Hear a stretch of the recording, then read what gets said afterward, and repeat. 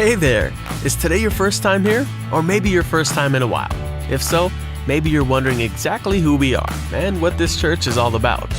Well, we'd like you to know that we're a group of ordinary people who are on an amazing journey together, following Christ. Our guide is the Bible because it's the divinely inspired Word of God, and it will never take us in the wrong direction.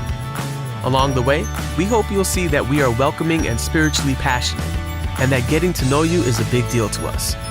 We know that the road is rough sometimes, but we'll work really hard to bring you practical and relevant messages to equip and encourage you through life's ups and downs. We want you to know that we care about this community, and we believe that it's our job to make it a better place. So, no matter who you are or where you've been, we're glad you're here with us today, and we hope that you'll join us on our journey, following Christ and living out His plan for us. So, welcome to church.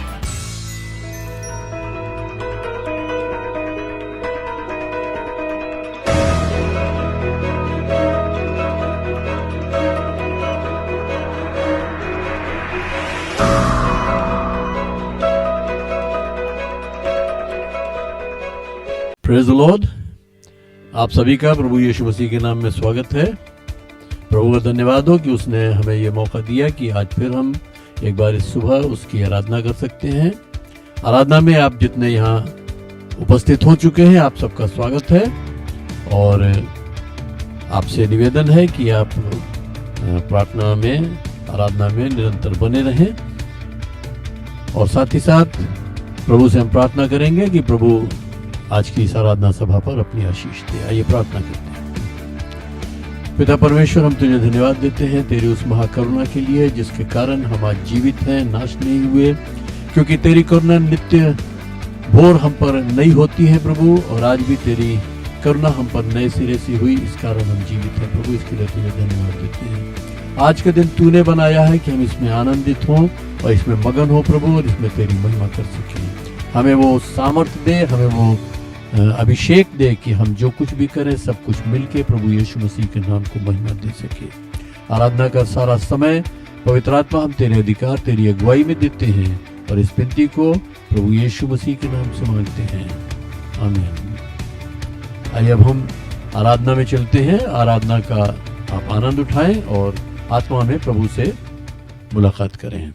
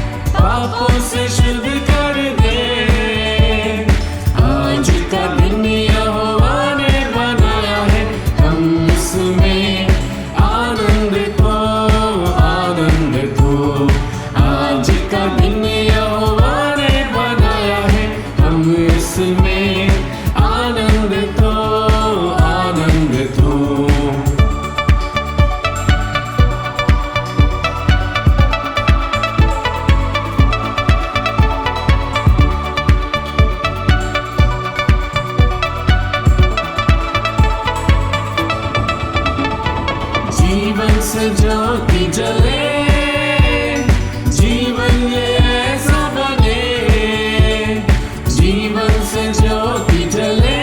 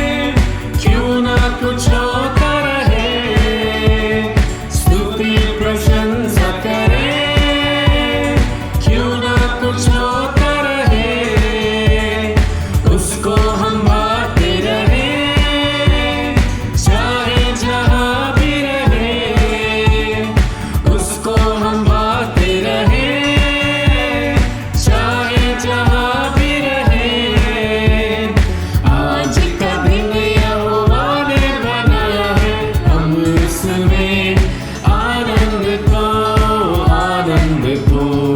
आज का दिन यहोवा ने बनाया है, हम उसमें आनंदित हो, आनंदित हो।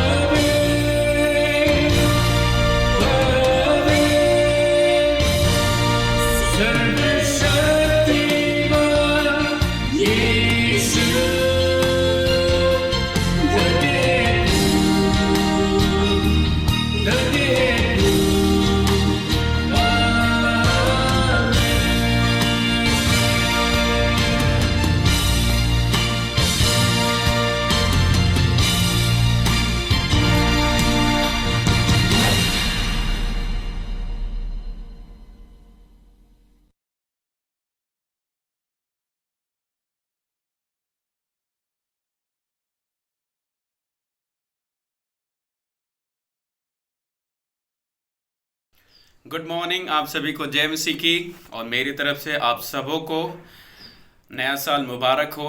हालेलुया। मैं उम्मीद करता हूँ और हम सब इस बात के लिए भी धन्यवादी हैं परमेश्वर को कि बीते वर्ष 2020 के लिए, जबकि बहुत ही संघर्ष भरा और दुख भरा वर्ष रहा, लेकिन फिर भी परमेश्वर ने संभाल कर हमें इस नए वर्ष में प्रवेश दिलाया है। हालेलुया। और आज जबकि नए वर्ष में 16वां दिन है। हालेलुया। तो मैं परमेश्वर का धन्यवाद देता हूँ और आपके सम्मुख एक पद पढ़ना चाहूँगा। जैसा कि हम लोग अपनी भेंटें जब परमेश्वर के सम्मुख लेके आते हैं दशमांश, तो उस समय हम आपको उत्साहित करते हैं। तो ये पद है बाइबल की पुस्तक में, बाइबल से निकालेंगे भजन संहिता के पुस्तक, उसका 54 अध्याय और उसका 6ठा पद मैं आपके लिए पढ़ना चाहूँगा। भजन संहिता उसका 54 अध्याय उसका 6ठा पद। मैं तुझे स्वेच्छा बलि चढ़ाऊँगा, हे यहोवा, मैं तेरे नाम का धन्यवाद करूँगा क्योंकि यह उत्तम है। हालेलुया। मैं तुझे स्वेच्छा बलि चढ़ाऊँगा। हालेलुया। स्वेच्छा बलि या धन्यवाद हम तब किसी को देते हैं जब हमारे दिल में उसके लिए वो प्रेम होता है, जब हमारे दिल में उसके लिए वो एक खुशी होती है, एक आनंद होता है। हालेलुया। क्यों? क्योंकि जब हम किसी चीज़ से कोई उम्मीद करते हैं या किसी से हम जब कुछ मांगते हैं, जब वो हमें मिल जाता है, हालेलुया, तो जो खुशी हमें मिलती है, जो आनंद हमें मिलता है, बदले में जाहिर करने के लिए हम भी क्या करते हैं, उसको जाहिर करने के लिए कुछ न कुछ देते हैं। वो हमसे मांग नहीं करता है, हालेलुया, लेकिन हम स्वयं उसको देते हैं। क्यों? क्योंकि हमारे अंदर वो आनंद है, वो खुशी है। किस बात के लिए? कि हमने जो कुछ भी सामने वाले से मांगा या जो कुछ भी हमने इच्छा किया, जो कुछ भी हमने कल्पना किया, हालेलुया, उसने हमें दिया। और जब वो हमें देता है तो बदले में हम क्या करते हैं? धन्यवाद देते हैं। हालेलुया। और बाइबल बताती है धन्यवाद देना क्या है? उत्तम है। स्वेच्छा बलि चढ़ाना क्या है? उत्तम है। तो जो भी भेंट हम लेकर के आते परमेश्वर के सम्मुख, हम जो भी दशमांश लेकर के आते हैं, ये एक तरह से कहा जाए कि हम परमेश्वर के सम्मुख अपना धन्यवाद प्रकट कर रहे हैं। किस लिए? कि जो भी आशीषें हमने इस धरती पर उससे पाई है, जो कुछ भी हमारे पास है या जो कुछ भी हमने हासिल किया, ये परमेश्वर ने हमें दिया है। हालेलुया। और परमेश्वर हमसे कोई मांग नहीं करता कि तुम मेरे सम्मुख इतना लेकर के आओ या मुझे ये दो या वो दो। हालेलुया। बाइबल बताती है कि परमेश्वर कहता है कि यदि मैं भूखा होता तो तुझसे मैं ये नहीं कहता कि मुझे बैल का मान चढ़ा या पशु का मान चढ़ा, क्योंकि जगत जो कुछ है या उसकी जो भरपूरी है वो सब किसकी है? परमेश्वर की है।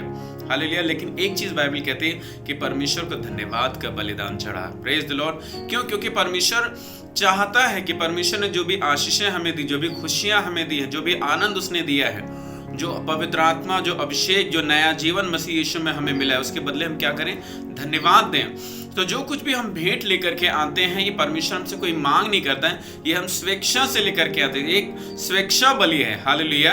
और परमेश्वर ने जो भी आशीषें हमें दी हैं, हम उसे क्या करते हैं? धन्यवाद के रूप में, एक धन्यवाद का बलिदान परमेश्वर के सम्मुख भेंट के रूप में लेकर के आते हैं और अपने दशमांश के द्वारा भी परमेश्वर का धन्यवाद देते हैं कि परमेश्वर पिता, जो आपने मुझे दिया था ये आपका है। हालेलुया। तो जब कभी भी आप भेंट लेकर के आते परमेश्वर के सम्मुख, हमेशा स्वेच्छा से लेकर के, ये कोई दबाव से नहीं, कोई कुड़कुड़ा के बुड़बुड़ा के, कोई कहा जाए उस चीज़ के लिए मन मसोस के नहीं लेके आना है, धन्यवाद के साथ और स्वयं से। यानी ऑफरिंग का मतलब होता है ऑफर करना, किसी चीज़ को ऑफर करना, वो भी स्वयं से।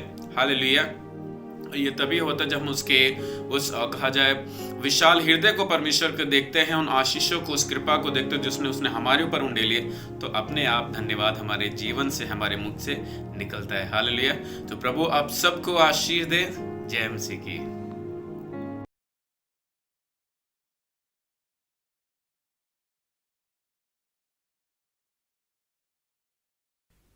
Glory to his holy name. Let the hearts of those rejoice who seek the Lord. Psalms 105 verse 3. Oh, give thanks to the Lord. Call upon his name. Psalm 105 verse 1. जो कुछ तुम पृथ्वी पर बांधोगे वह स्वर्ग में बंधेगा। यीशु मसीह जीवन की रोटी है। प्रभु यीशु मसीह पर विश्वास कर तो तू और तेरा घराना उद्धार पाएगा। तू अपनी समझ का सहारा न लेना, वरन संपूर्ण मन से यहोवा पर भरोसा रखना, उसी को स्मरण करके सारे काम करना, तब वह तेरे लिए सीधा मार्ग निकालेगा। Praise the Lord. जय मसीह की। आइए एक साथ मिलकर हम संडे स्कूल के बच्चों के लिए प्रार्थना करें। हालेलुया। धन्यवाद करते प्रेम पिता परमेश्वर आज के सुंदर दिन के लिए प्रभु। हम धन्यवाद करते प्रभु, हम एक साथ मिलकर परमेश्वर आपके सम्मुख आए परमेश्वर। हम विशेष प्रार्थना करते प्रभु जी इन बच्चों के लिए प्रभु, इन्होंने जो कुछ भी पद सुनाए प्रभु उन्हें दीजिए अपने जीवन में परमेश्वर इन पदों पे चल सके परमेश्वर पिता, औरों के लिए भी आशीष का कारण बन सके प्रभु जी। इन्हें अपने वरदानों से भरिए प्रभु, अपनी आशीषों से भरिए परमेश्वर। इनके जीवन में आपकी अगुवाई मांगते हैं परमेश्वर पिता, उन्हें दीजिए जीवन के हर एक क्षेत्र में अपना सर्वप्रथम स्थान आपको दे सके परमेश्वर पिता। इनके घरानों में परमेश्वर पिता आपकी आशीषें मांगते प्रभु जी, हर एक चीज को आपके हाथों में सौंपते प्रभु। इन बच्चों पे आपका लहू लगाते परमेश्वर, ने सुरक्षित रखे, अपनी महिमा के लिए इस्तेमाल कीजिए। धन्यवाद के साथ कि हमने जो मांगा हमें मिला। इस प्रार्थना विनती को अपने उद्धारकर्ता प्रभु यीशु मसीह के नाम से मांगते हैं, आमीन। ये समय होगा परमेश्वर के वचन का। अपने हृदय को तैयार कीजिए क्योंकि आज के दिन परमेश्वर आप में से हर एक से बात करेगा। Praise the Lord. प्रभु का धन्यवाद हो कि प्रभु ने वो मौका दिया कि हम एक बार फिर वचन पर बातचीत कर सकें। जैसा कि पिछले 2 सप्ताह से मैं निरंतर आपसे एक ही विषय पर बात कर रहा हूं कि हम अगर दौड़ में दौड़ रहे हैं तो अनावश्यक बोझ जो हम हमारे ऊपर अगर लदे हैं तो उनको हमें हटाने की ज़रूरत है। आइए हम देखते हैं आज का जो वचन है। हम फिलिपियों उसके 3 अध्याय और उसके 7 से 14 पद तक पढ़ेंगे। Philippians chapter 3 versus 7 to 14। परंतु जो जो बातें मेरे लाभ की थी उन्हीं को मैंने मसीह के कारण हानि समझ लिया है, वरन मैं अपने प्रभु मसीह यीशु की पहचान की उत्तमता के कारण सब बातों को हानि समझता हूँ, जिसके कारण मैंने सब वस्तुओं की हानि उठाई और उन्हें कूड़ा समझता हूँ, जिससे मैं मसीह को प्राप्त करूं और उसमें पाया जाऊं, न कि अपनी उस धार्मिकता के साथ जो व्यवस्था से है, वरन उस धार्मिकता के साथ जो मसीह पर विश्वास करने के कारण है और परमेश्वर की ओर से विश्वास करने पर मिलती है, ताकि मैं उसको और उसके मृत्युंजय की सामर्थ को और उसके साथ दुखों में सहभागी होने के मर्म को जानूं और उसकी मृत्यु की समानता को प्राप्त करूं, कि मैं किसी भी रीति से मरे हुओं में से जी उठने के पद तक पहुंचूं। यह मतलब नहीं कि मैं पा चुका हूं या सिद्ध हो चुका हूं, पर उस पदार्थ को पकड़ने के लिए दौड़ा चला जाता हूं जिसके लिए मसीह यीशु ने मुझे पकड़ा था। हे भाइयों, मेरी भावना यह नहीं है कि मैं पकड़ चुका हूं, परंतु केवल ये एक काम करता हूं कि जो बातें पीछे रह गई हैं उनको भूलकर आगे की बातों की ओर बढ़ता हुआ निशाने की ओर दौड़ा चला जाता हूं, ताकि वो इनाम पाऊं जिसके लिए परमेश्वर ने मुझे मसीह यीशु में ऊपर बुलाया है। जैसे 11वें पद में कहता है कि मैं किसी भी रीति से मरे हुओं में से जी उठने के पद तक पहुंचूं। हमारा लक्ष्य ये है। तो हर एक जो एथलीट है, जो रेसर है, जो धावक है, जो रेस दौड़ने वाला व्यक्ति है, वो अपने ऊपर कभी भी फालतू का बोझा लेकर नहीं दौड़ता है। और हम सब एक दौड़ में हैं, हमें वो बोझा हटाने की जरूरत है। इब्रानियों 12 उसके 1 पद में लिखा है, इस कारण जबकि गवाहों का ऐसा बड़ा बादल हमको घेरे हुए है, तो आओ हर एक बोझ और पाप को जो बड़ी सरलता से हमें उलझा लेता है, दूर करके उस दौड़ में जो हमारे सामने रखी है धीरज से दौड़ें। तो दौड़ में दौड़ने वाला कोई भी फालतू बोझ लेकर नहीं दौड़ता है। हम उस दौड़ में हैं, हमें भी अपने सारे फालतू बोझ हटा देने की जरूरत है।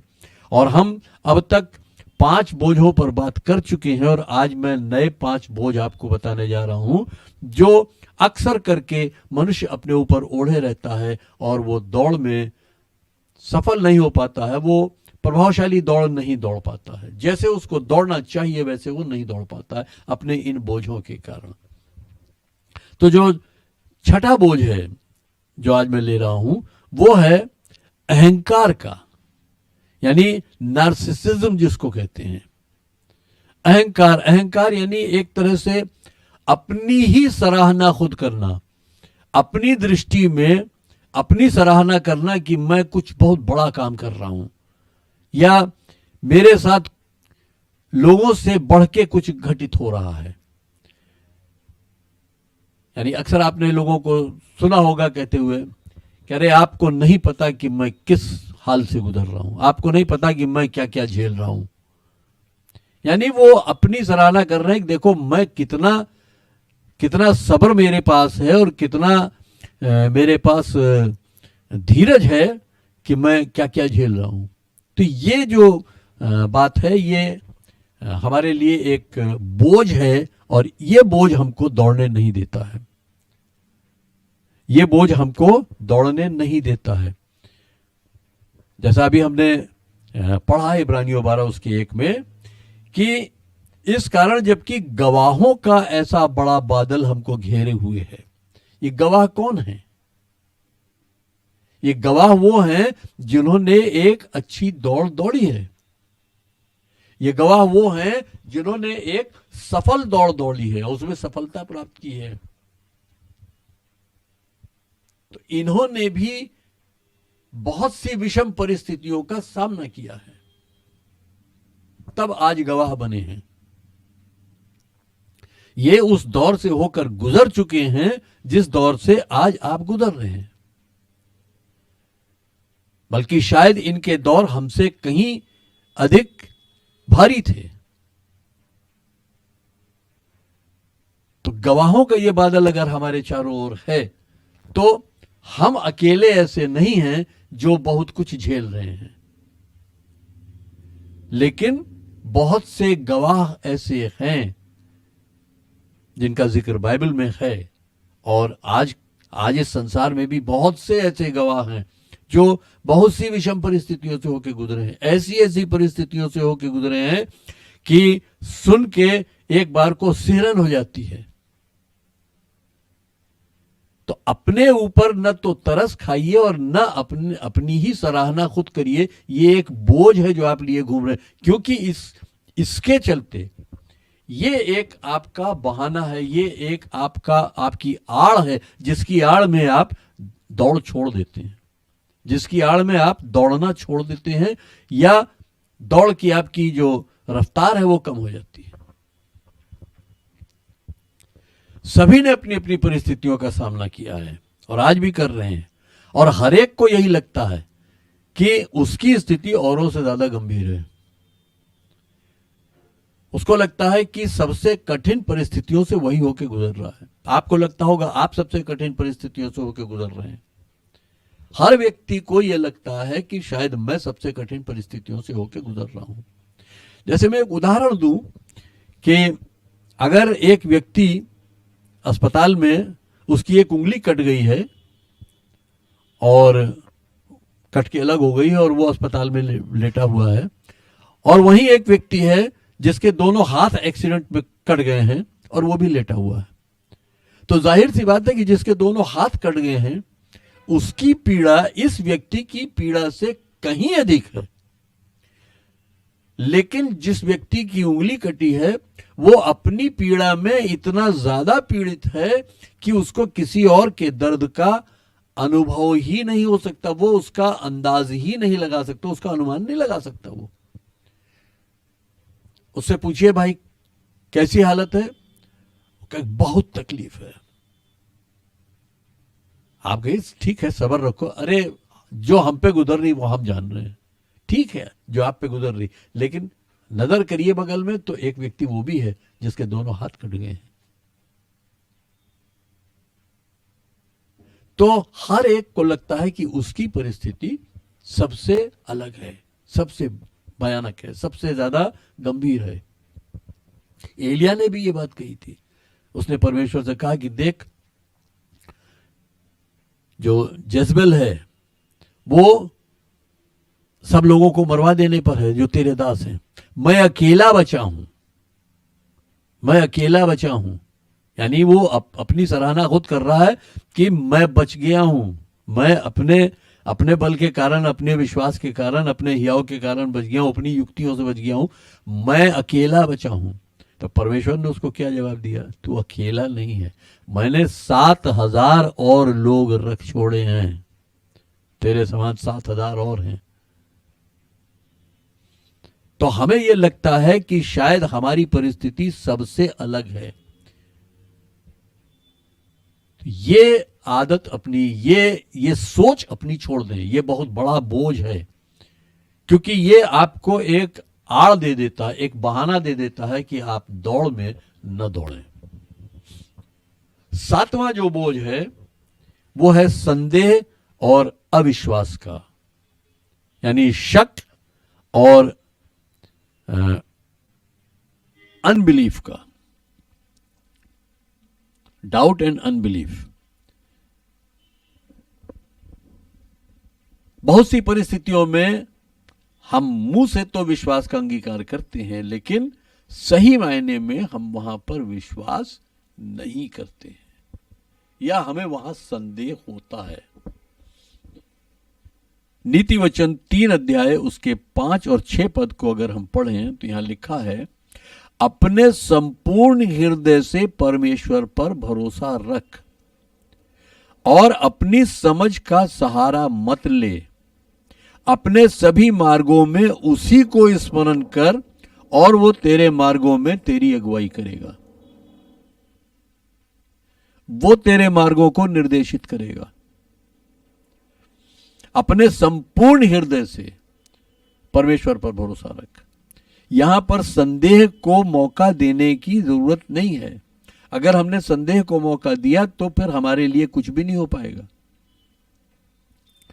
जैसे याकूब भी लिखता है कि मांगने वाला विश्वास से मांगे और कुछ भी संदेह न करे, क्योंकि संदेह करने वाला व्यक्ति क्या है, वो अस्थिर है, दुचित्ता है, और ऐसा व्यक्ति ये न समझे कि उसको परमेश्वर की ओर से कुछ मिलेगा, क्योंकि वो संदेह कर रहा है।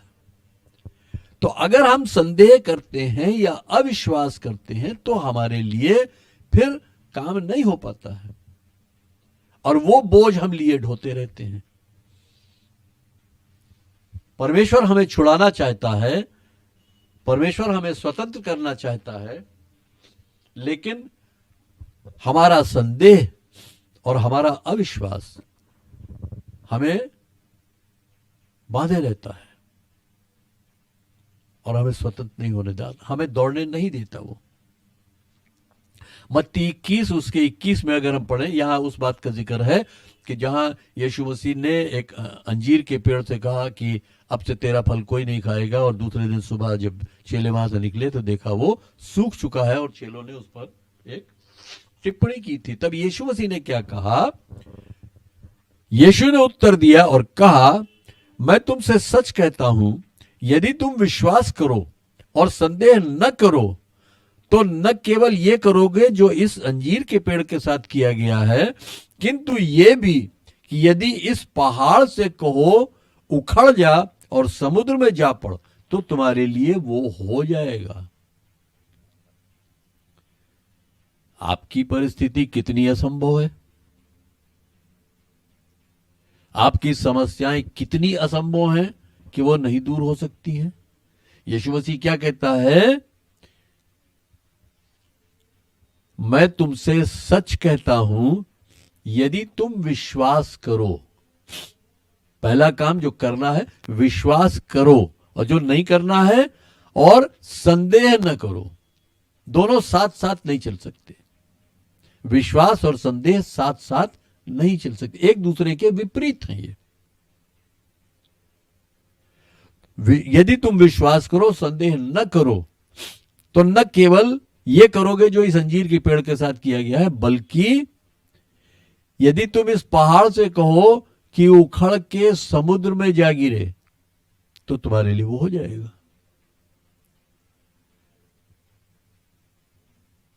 तो न तो संदेह की कोई हमारे पास जगह है और न ही अविश्वास की। अगर हम परमेश्वर पर विश्वास करते हैं तो फिर उसकी प्रतिज्ञाओं पर भी विश्वास करें। अगर हम परमेश्वर पर विश्वास करते हैं तो उसकी प्रतिज्ञाओं पर विश्वास करने में हमें तकलीफ क्यों होती है? उसके वचन पर विश्वास करने में हमें तकलीफ क्यों होती है? क्यों संदेह होता है? क्योंकि हम परमेश्वर को शायद अपनी समझ से तौलने लगते हैं, अपनी सीमाओं में उसको बांधने लगते हैं। परमेश्वर सीमाओं में नहीं बांधा जा सकता। हमारी जो सोच है, हमारी कल्पना शक्ति जो है, हमारी बुद्धि जो है, ये सीमित है। इसकी एक सीमा है, उसके आगे ना हम सोच सकते हैं और ना हमारी बुद्धि जा सकती है। लेकिन परमेश्वर की सोच, परमेश्वर की बुद्धि, परमेश्वर की सामर्थ अगम्य है। उसकी कोई सीमा नहीं है। तो परमेश्वर के वचन को, परमेश्वर के वायदे को हम एज इट इज विश्वास क्यों नहीं कर सकते? और जब हम विश्वास नहीं करते हैं तभी हम हानि उठाते हैं और वो हमारे लिए, हमारी दौड़ में एक बाधा बनता है। 8वां बोझ जो है, भय का बोझ है, डर, फियर। हम अक्सर डरे हुए रहते हैं। बहुत से लोगों से मेरी बातचीत हुई, मुलाकात होती है, और मैंने उनको पाया कि वो एक अनजाने डर से हमेशा भयभीत रहते हैं।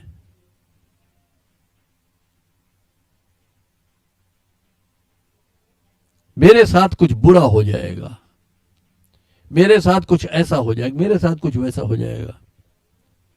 जैसे बच्चे हैं, वो अंधेरे से डरते हैं। बच्चे ही क्या, बहुत से बड़े लोग भी हैं जो अंधेरे से डरते हैं। अंधेरे में उनको कहीं निकलना होता है तो उनको डर लगता है, या कहीं सुनसान जगह में जाना होता है तो डर लगता है। क्यों डर लगता है? वो भूल जाते हैं कि परमेश्वर उनके साथ है। अगर परमेश्वर आपके साथ है तो फिर किसी भी परिस्थिति में डरने की क्या जरूरत है? किसी को भविष्य का डर है, किसी को यह डर है कि हमारे दुश्मन बहुत हो जाएंगे, किसी को डर यह है कि मैं सुसमाचार की सेवा के लिए निकलूंगा तो लोग मारे पीटेंगे, किसी को डर कुछ है, किसी को डर कुछ है। दूसरा तीमुथियुस 1 अध्याय उसके 7वें पद में क्या लिखा है? क्योंकि परमेश्वर ने हमें भय का आत्मा नहीं दिया है, वरन सामर्थ और प्रेम और संयम का आत्मा दिया है। परमेश्वर ने हमें भय का आत्मा नहीं दिया है। हमारे पास जो आत्मा है किसका दिया हुआ है? परमेश्वर का। और परमेश्वर ने हमें भय का आत्मा नहीं दिया है, बल्कि कौन सा आत्मा दिया है? सामर्थ का आत्मा दिया है। यानी हमारे पास सामर्थ है। सामर्थ कौन सी है? जो परमेश्वर ने हमें दी है। प्रभु यीशु मसीह अपने चेलों से कहता है, जब वो स्वर्ग पर उठाया गया उससे पहले, कि जब पवित्र आत्मा तुम पर आएगा तब तुम सामर्थ पाओगे और तब तुम मेरे गवाह बनोगे। सामर्थ, इसका जो यूनानी शब्द इस्तेमाल हुआ है वो ड्यूनामिस है। ड्यूनामिस यानी जिसको हम डायनामाइट कह सकते हैं। डायनामाइट की कितनी सामर्थ होती है। तो परमेश्वर ने हमें सामर्थ का आत्मा दिया है। हम बहुत कुछ कर सकते हैं, बल्कि हम सब कुछ कर सकते हैं। यीशु मसीह अभी कहता है ना कि केवल विश्वास रखो तो पहाड़ से कहोगे कि उखड़ के समुद्र में चला जाए तो चला जाएगा। वो सामर्थ हमारे पास है। परमेश्वर ने उस सामर्थ का आत्मा दिया है, प्रेम का आत्मा दिया है। हम बहुत से लोगों से डरते हैं संबंधों में, लेकिन प्रेम का आत्मा दिया। आप प्रेम करें, आप प्रेम रखें लोगों से। लोग आपसे प्रेम रखते हैं या नहीं रखते हैं। प्रेम का आत्मा दिया और संयम का आत्मा दिया है। इंग्लिश में लिखा है, For God has not given us the spirit of fear, but that of power, love and a sound mind. Sound mind क्या है? जो बिल्कुल स्पष्ट देखता है, बिल्कुल स्पष्ट, हर परिस्थिति को स्पष्ट देखता है। वो हिलता नहीं, वो डामाडोल नहीं होता। तो परमेश्वर ने हमें संयम का आत्मा दिया है, वो स्पष्ट देखने वाले मन का आत्मा दिया है, साउंड माइंड।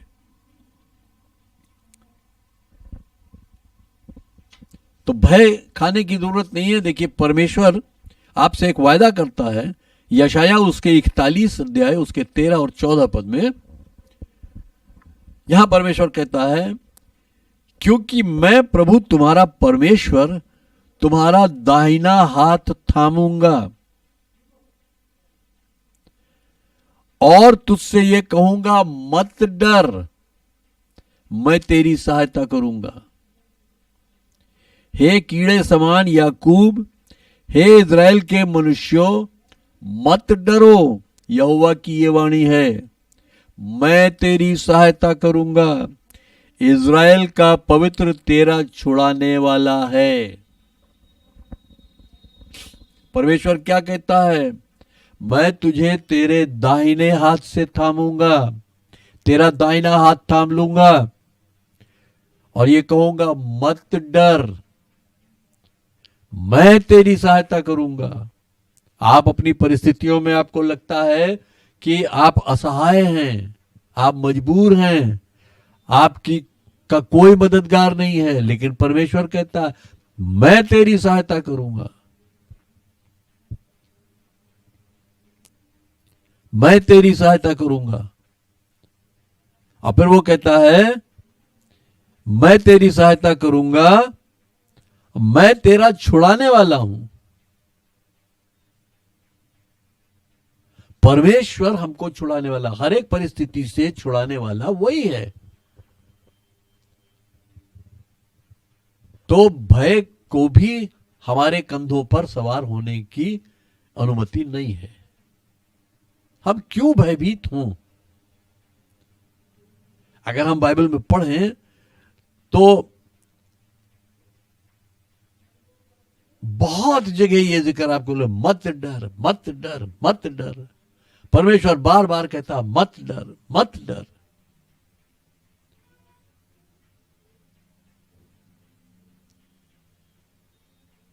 याईर की बेटी जब मर गई, समाचार मिला, यीशु मसीह ने उससे भी कहा, मत डर, केवल विश्वास रख, मत डर।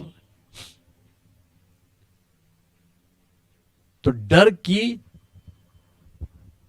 हमारे जीवन में कोई भी जगह नहीं है। नवा जो बोझ है जो हम लिए घूमते रहते हैं, वो है असुरक्षा और अयोग्यता या अपर्याप्तता का बोझ, यानी इनसिक्योरिटी एंड इनएडिक्वेसी। हमें लगता है कि हम सुरक्षित नहीं हैं, हमें परिस्थितियों से डर लगता है। इनसिक्योरिटी एक ऐसी चीज है जो हमको कुछ भी हियाव के साथ करने नहीं देती। हम कुछ भी करने चलते हैं, फिर सोचते हैं, अरे इसमें पता नहीं ऐसा हो गया तो फिर क्या होगा, सफल नहीं हुए तो फिर क्या होगा।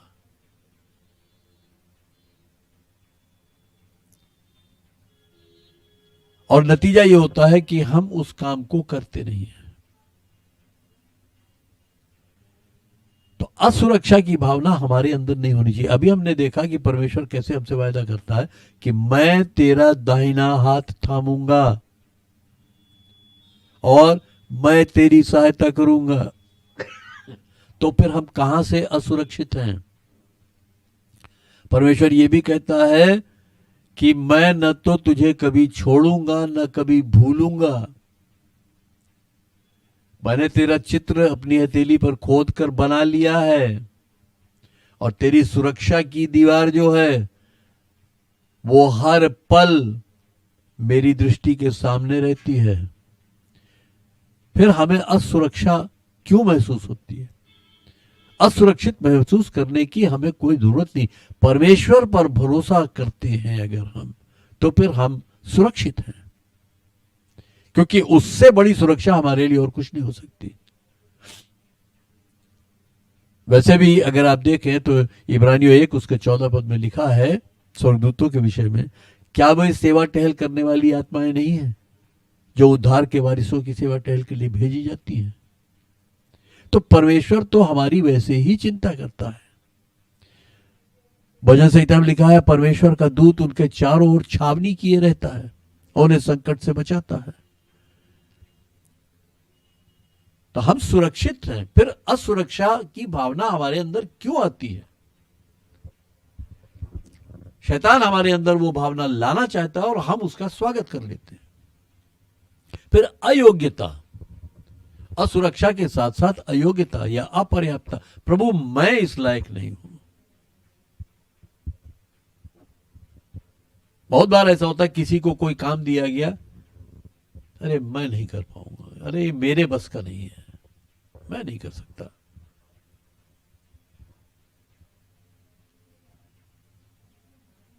लेकिन फिलिपियों 4 उसके 13 पद में क्या लिखा है?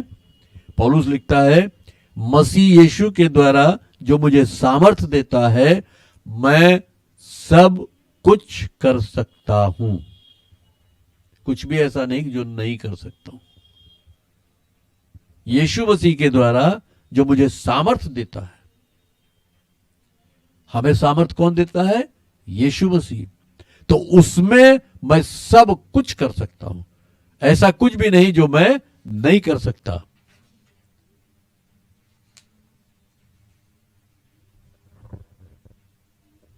लेकिन परिस्थितियां जब हमारे सामने विषम आती हैं तो हमें लगता है कि यहां मैं अयोग्य हूं, मैं नहीं कर पाऊंगा, या हमें समझ में नहीं आता है कि यहां हम कैसे क्या करेंगे।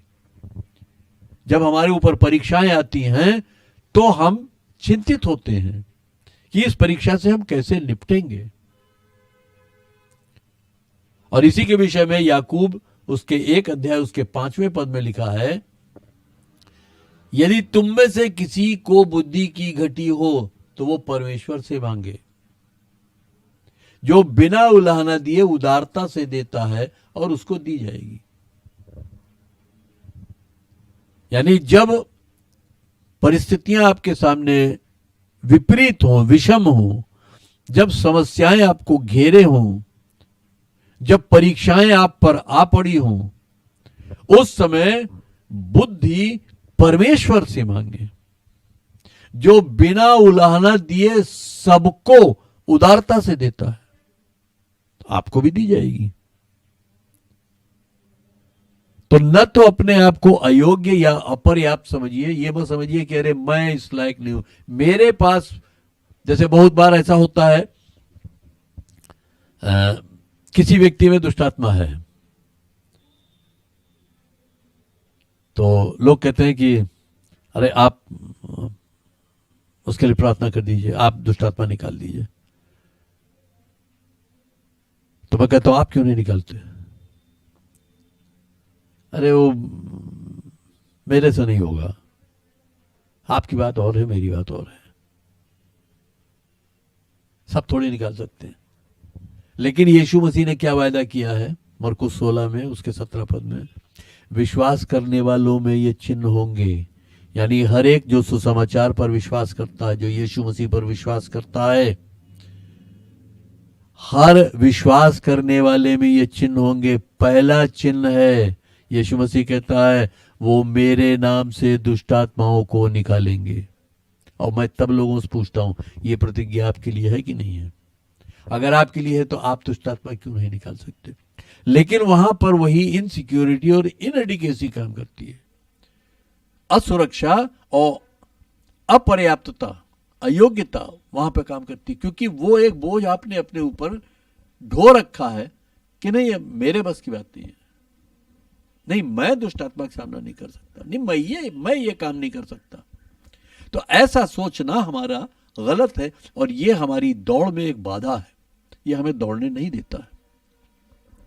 फिर 10वां जो एक बोझ है वो है असफलता का बोझ, बर्डन ऑफ फेल्योर।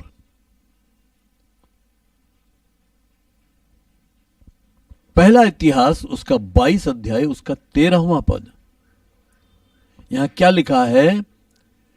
तू तभी कृतार्थ होगा जब उन विधियों और नियमों पर चलने की चौकसी करेगा जिनकी आज्ञा यहोवा ने इज़राइल के लिए मूसा को दी थी। हियाव बांध और दृढ़ हो, मत डर और तेरा मन कच्चा न हो। यानी हम सफलता, समृद्धि तभी पा सकते हैं जब हम परमेश्वर की विधियों और उसके नियमों पर चलेंगे। असफलता हमारे सामने नहीं आएगी।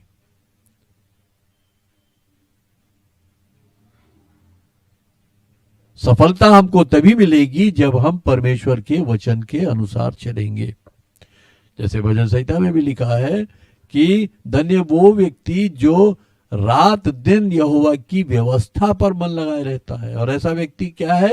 वो उस वृक्ष के समान है जो बहती हुई नदी के किनारे लगाया गया है, जिसके पत्ते कभी नहीं मुरझाते।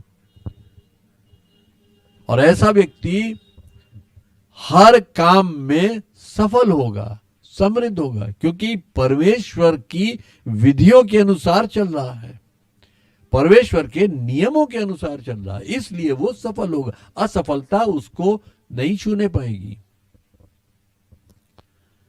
तो इसलिए परमेश्वर कहता है हियाव बांध और दृढ़ हो जा। तेरे पास मेरे वचन हैं, तेरे पास मेरी आज्ञाएं हैं, तेरे पास मेरी विधियां हैं, तेरे पास मेरे नियम हैं। तो मेरी जो आज्ञाएं हैं उनके अनुसार चल और हिया बांध ले, दृढ़ हो जा, मत डर और तेरा मन कच्चा ना होने पाए, क्योंकि परमेश्वर तेरे साथ है। सफलता तेरे पास है, सफलता तेरे कदम चूमेगी। दाऊद जो एक बालक था, वो गोलियत के सामने खड़ा हो गया, उसने गोलियत को ललकार दिया। एक व्यक्ति गोलियत था जिसके ललकारने से पूरी की पूरी इजरायली सेना कांपने लगती थी।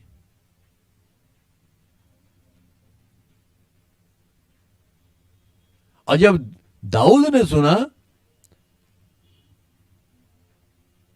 तो उसने यही कहा कि ये खतना रहित फिलिस्ती ये परमेश्वर की सेना को ललकारे,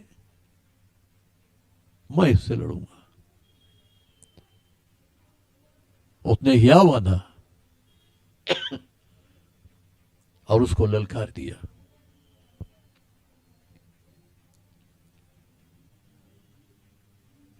और उसको यहां तक ललकारा कि तू भाला, बर्छी, तलवार, ढाल सब लेकर आता है, जबकि वो कद में इसका दोगुने से ज्यादा कद में वो दानव था। दाऊद ने उसको ललकार दिया, तू तो ये सब कुछ लेकर आता है और मैं अपने परमेश्वर यहोवा के नाम से आता हूं।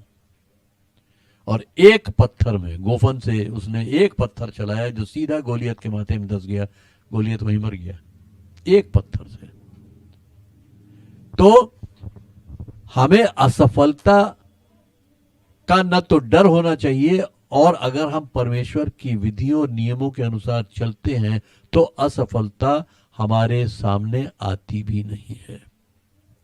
नीति वचन 2 अध्याय उसके 6 से 8 पद तक यहां हम देखते हैं, लिखा है, क्योंकि बुद्धि यहोवा ही देता है, बुद्धि परमेश्वर ही देता है, ज्ञान और समझ की बातें उसी के मुंह से निकलती हैं।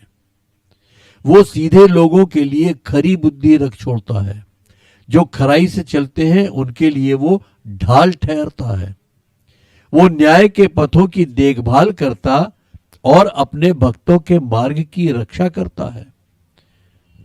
जब इतनी बड़ी प्रतिज्ञा हमारे साथ है तो फिर हमें असफलता का भय क्यों हो, असफलता का बोझ हमारे कंधे पर क्यों हो। बुद्धि बुद्धि यहोवा ही देता है। जैसा अभी हमने पढ़ा, किसी के पास बुद्धि की घटी है तो परमेश्वर से मांगे, तो बुद्धि परमेश्वर ही देता है और ज्ञान और समझ की बातें उसी के मुंह से निकलती हैं। वो सीधे लोगों के लिए खरी बुद्धि रख छोड़ता है, यानी सीधे लोगों को वो खरी बुद्धि देता है। जो खराई से चलते हैं उनके लिए वो ढाल ठहरता है। परमेश्वर आपके लिए ढाल है। अगर आप खराई से चलते हैं तो आपको असफलता नहीं छूने पाएगी। वो न्याय के पथों की देखभाल करता है, यानी आपके साथ अन्याय भी नहीं होने पाएगा, और अपने भक्तों के मार्ग की रक्षा करता है। तो असफलता हमारे सामने नहीं आएगी। और अगर हम कभी असफल हुए हैं तो वो बोझ भी हमारे ऊपर नहीं होना चाहिए, वो ग्लानि भी हमारे अंदर नहीं होनी चाहिए। अरे मैं एक बार असफल हो चुका हूं, अब क्या करूं।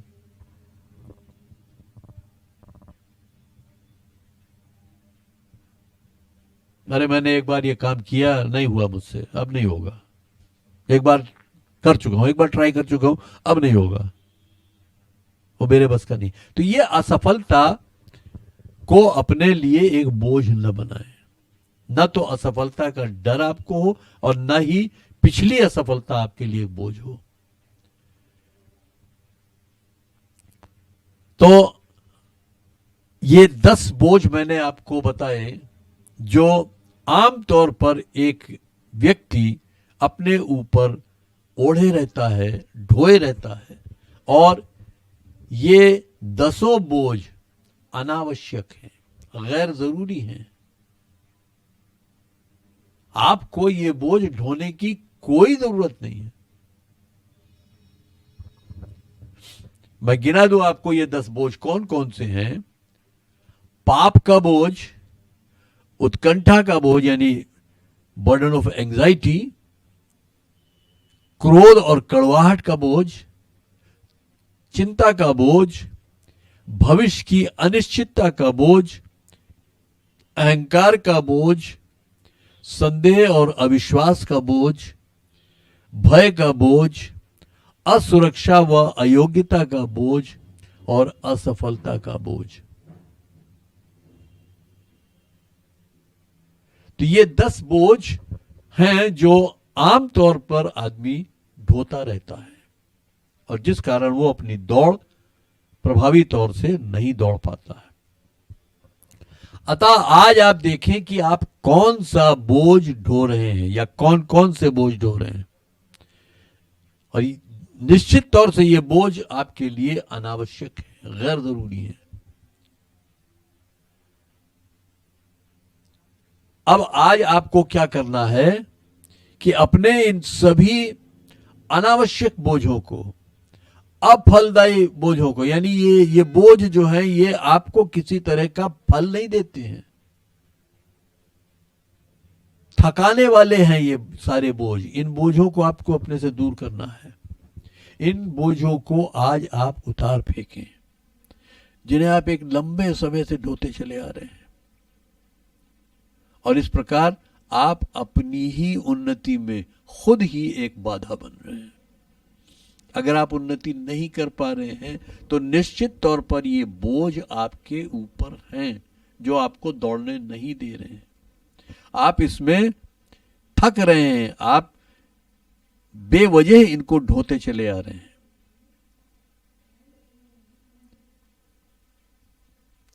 क्या आप इसके लिए तैयार हैं कि आज आप अपने ये बोझ हटा दें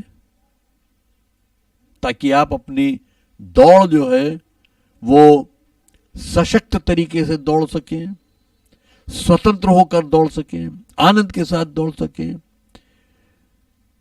जीवन से भरपूर एक दौड़ सकें, जुनून के साथ एक दौड़ सकें। ये तभी होगा जब आप अपने इन बोझों को अपने ऊपर से हटाएंगे। तुरंत एक काम करें, अपने बोझों की एक सूची बनाएं, एक लिस्ट बनाएं। अगर आपने अपने जीवन में पहचाना है कि इन 10 बोझों में से कोई बोझ है जो आप बेवजह ढो रहे हैं, जिसको ढोने की आपको जरूरत नहीं थी लेकिन आप ढोते चले आ रहे हैं, तो उन बोझों की आप लिस्ट बनाएं और फिर ये सोचें कि इन बोझों को ढोते रहने और इनके नीचे पिसते रहने में आपने कितना समय बर्बाद किया, कितनी अपनी ऊर्जा बर्बाद की है, अपना टाइम, अपनी एनर्जी कितना वेस्ट किया आपने। इन बोझों के नीचे आप दबे रहे, पिसते रहे, ये बोझ आपको गिराते रहे और आपको इन्होंने बढ़ने नहीं दिया। इन बोझों की एक लिस्ट बनाइए जो आपने अपने जीवन में पहचाने हो।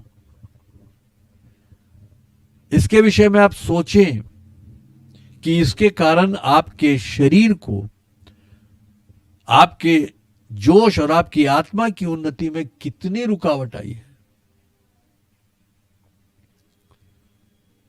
जरूर है कि अगर कोई भी बोझ हम ढो रहे हैं तो हमारी उन्नति में बाधा आती है।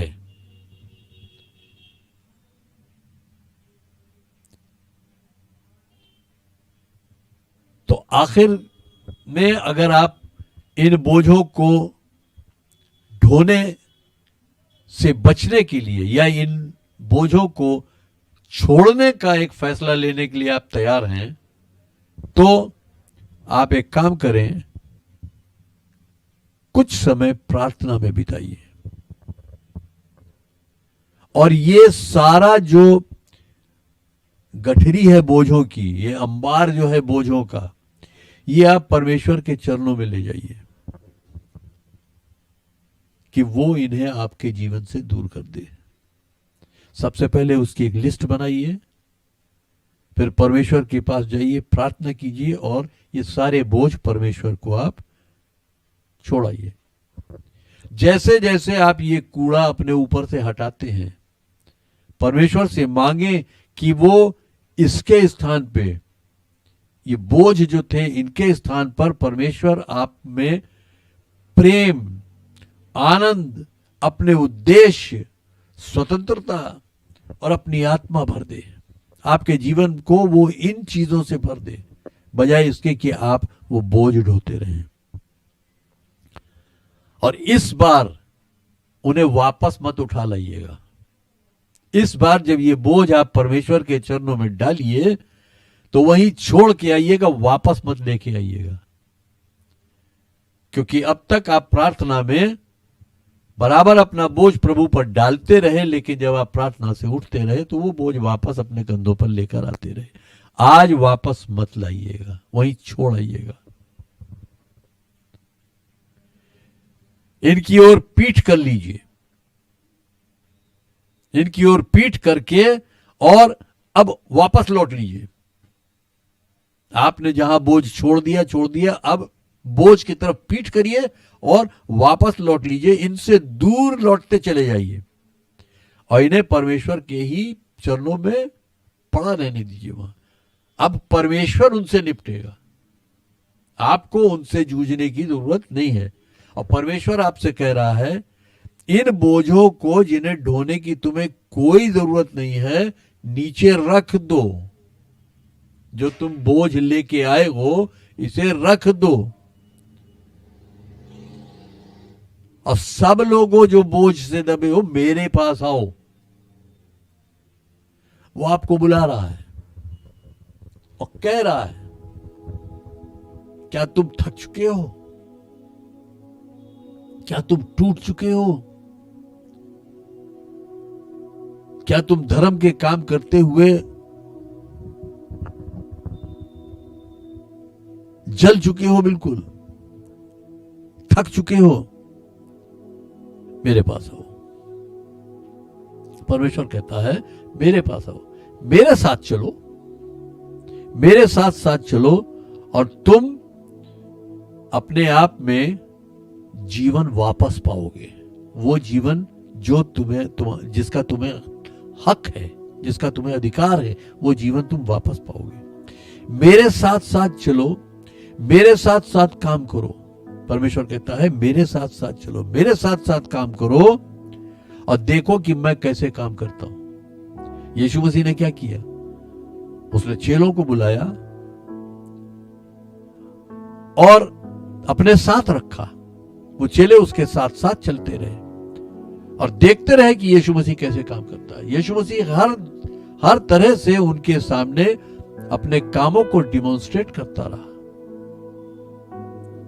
तो वही परमेश्वर कहता है कि मेरे साथ चलो, मेरे साथ साथ काम करो और देखो कि मैं कैसे काम करता हूं। जैसा पहला कुरिन्थियों 3 अध्याय में लिखा भी, हम परमेश्वर के सहकर्मी हैं,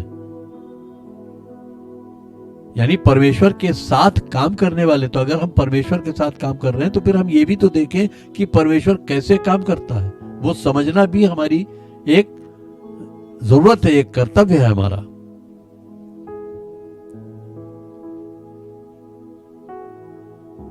परमेश्वर कहता है मेरे अनुग्रह को भी अपने जीवन में अनुभव करना सीखो।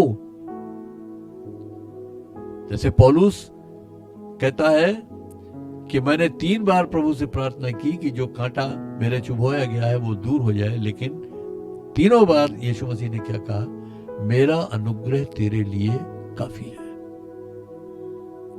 मेरा अनुग्रह तेरे लिए काफी है। तो उस अनुग्रह को अपने जीवन में अनुभव करना सीखिए।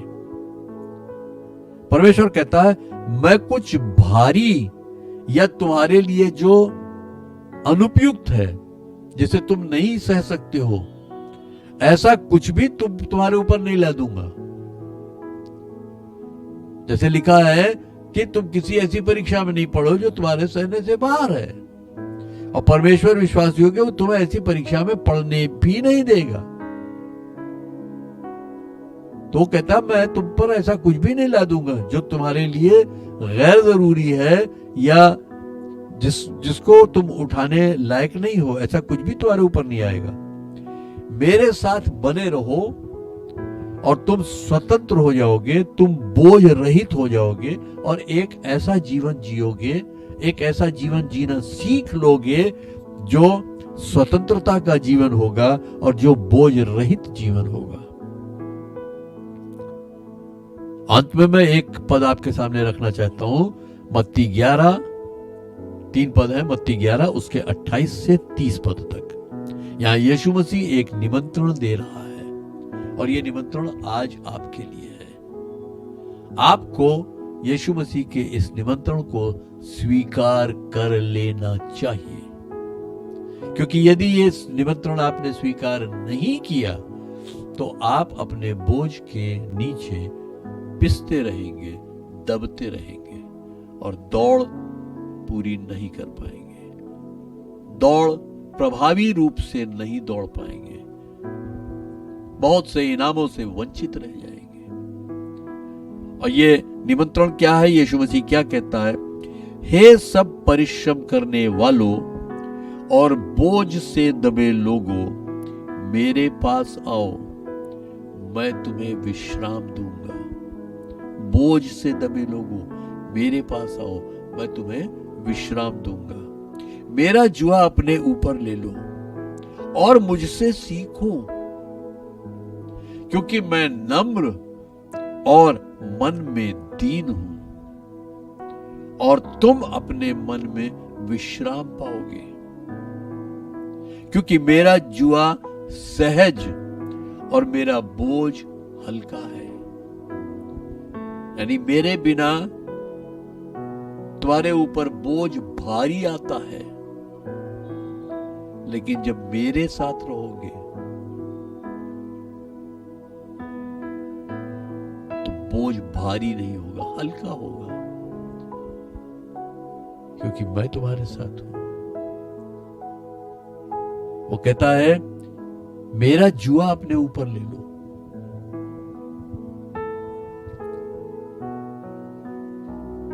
आपने देखा होगा जब किसान अपने खेत में हल चलाता है, 2 बैल अगर लगाता है तो दोनों बैलों के गर्दन पर एक लकड़ी का फ्रेम लगा होता है, उसको जुआ बोला जाता है। या बैलगाड़ी पर जब चलते हैं तो वो जुआ होता है। तो कभी भी 2 नए बैल एक साथ जुए में नहीं डाले जाते। ये मैं आपको एक भेद की बात बता रहा हूं। दो नए बैल एक साथ जुए में नहीं डाले जाते। हमेशा एक नया बैल जब जुए में डाला जाता है तो एक पुराने बैल के साथ डाला जाता है, क्योंकि जो नया बैल है उसको कुछ नहीं मालूम है, वो तो अब तक बिल्कुल उच्छृंखल रहा है, अब तक बिल्कुल एकदम मस्त मलंद रहा है, उछल कूद करता रहा, जहां मन हुआ वहां गया, जो मन हुआ खाया पिया अपना, वो मस्त रहा है। लेकिन अब उसको काम सीखना है, तो काम सीखना है तो उसको एक पुराने बैल के साथ जुए में डाला जाता है। अब जब वो दोनों साथ में चलते हैं तो चूंकि जो नया वाला है वो अभी तक अभ्यस्त नहीं है और अभी अपनी पुरानी मानसिकता में ही है, वो बार बार भागने की कोशिश करता है, बार बार वो इधर उधर भटकता है। लेकिन जो पुराना बैल है वो बड़ी खामोशी के साथ उस बोझ को अपने ऊपर ढोए रहता है, और जो झटका उसके भागने से लगता है उसको भी वो अपनी गर्दन पर सह लेता है। और धीरे धीरे उसके साथ चलते चलते ये नया वाला जो बैल है ये भी जुए में चलना सीख जाता है। ये भी सीख जाता है कि जब जुआ मेरी गर्दन पर है तो जिस हिसाब से मुझको कहा जाए मुझे उसी हिसाब से चलना है। तो पुराना बैल नए बैल का सारा बोझ अपने ऊपर ढोता है, नए बैल पर उतना बोझ नहीं पड़ता है। ठीक इसी तरह यीशु मसीह कहता है, मेरा जुआ अपने ऊपर ले लो, तुम्हारा बोझ तो मैं उठाऊंगा, तो मेरे जुए का बोझ तुम पर भारी नहीं पड़ेगा। वो पहले ही कहता है, बोझ से दबे लोगों मेरे पास आओ, मैं तुम्हें विश्राम दूंगा। तो अपना बोझ उसको देते हैं। मैं एक बार फिर आपको याद दिला दूं, 10 बोझ हैं जो आमतौर पर लोग ढोते रहते हैं। पाप का बोझ, उत्कंठा यानी एंजाइटी का बोझ, क्रोध और कड़वाहट का बोझ, चिंता का बोझ, भविष्य की अनिश्चितता का बोझ, अहंकार का बोझ यानी जो मैं सह रहा हूं उसके बारे में कोई नहीं जानता है, संदेह और अविश्वास का बोझ, भय का बोझ, असुरक्षा व अयोग्यता का बोझ और असफलता का बोझ। ये बोझ अगर आपके जीवन में है, आज ही आप इन्हें यीशु मसीह के चरणों में डाल दीजिए और स्वतंत्र हो जाइए, और उस दौड़ में हियाव के साथ दौड़िए ताकि उस इनाम को पाए जिसके लिए आप बुलाए गए हैं। परमेश्वर आप सबको आशीष दे। आइए हम प्रार्थना करेंगे। प्रेम पिता परमेश्वर, हम तुझे धन्यवाद देते हैं। सच में तू हमारी चिंता करता है, हमारी सुधि लेता है। तेरा वायदा है कि तू हमारा दाहिना हाथ थाम लेगा,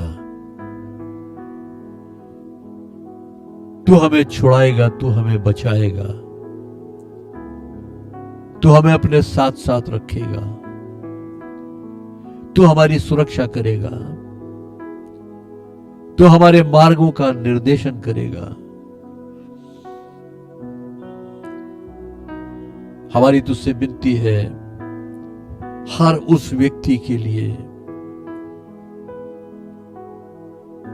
जो इस प्रकार के गैर जरूरी बोझ ढोता चला आ रहा है, होने दे प्रभु, आज वो निर्णय लेके अपने ये बोझ तुझ पर डाल दे ताकि इन बोझों से वो स्वतंत्र हो जाए।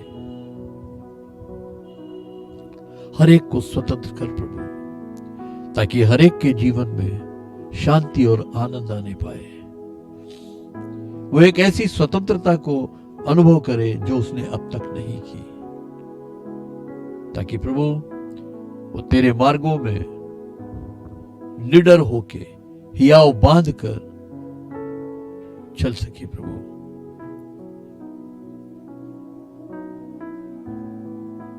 हर एक की सहायता कर, हर एक को अगुवाई दे और हर एक को अपने हाथों तले सुरक्षित रख प्रभु। आज दिन भर हमारी सहायता करना, हमें अपनी महिमा के लिए इस्तेमाल करना, और हमारे दोबारा मिलने तक हम सबको अपने हाथों में संभाले रखना। पिता परमेश्वर, सारा आदर महिमा तुझको देते हुए हम इस विनती को तेरे प्रिय पुत्र और अपने उद्धार करता प्रभु यीशु मसीह के नाम से मांगते हैं, आमीन। अब हमारे प्रभु यीशु मसीह का अनुग्रह, परमेश्वर पिता का प्रेम और पवित्र आत्मा की सहभागिता हम सब के साथ अब से सदा तक होती रहे। आमीन। आप सबको जय मसीह की। प्रभु आप सबको आशीष दे। और मैं चाहूंगा कि आज ही आप अपना सारा बोझ प्रभु पे डाल दें, और मैं बड़ी उत्सुकता से आपकी गवाहियों का इंतजार करूंगा। और आप अपनी गवाही वीडियो रिकॉर्डिंग करके हमारे व्हाट्सएप पर या हमारी ईमेल पर आप भेज सकते हैं। और जो गवाहियां हमारे पास आएंगी, हम आने वाले संडे को वो गवाहियां दिखाएंगे, ताकि आपकी गवाही औरों तक भी पहुंचे और उसके द्वारा लोगों को बल मिले। परमेश्वर आप सबको आशीष दे। जय मसीह की।